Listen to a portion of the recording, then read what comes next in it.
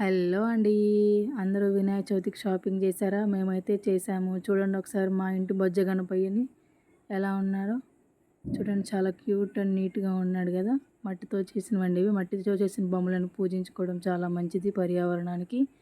వినాయకుడి యొక్క పత్రికలు, వెలగపండు, నెక్స్ట్ వన్ వచ్చేసి నారింజకాయ, దబ్బకాయ అంటారు కదండీ అది.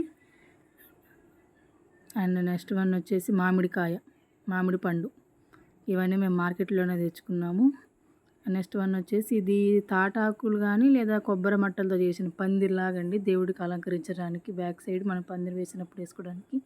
నెక్స్ట్ వన్ వచ్చేసి మామిడి ఆకులు తోరణాలు కట్టడానికి. అండ్ నెక్స్ట్ వన్ వచ్చేసి గరిక, జిల్లేడాకులు అండ్ గన్నేరు పూలను గన్నేరాకులు. నెక్స్ట్ వన్ వచ్చేసి రావి ఆకులు అండ్ మామిడి ఆకులు. ఇవండి టోటల్. ఎలా ఉన్నాయండి?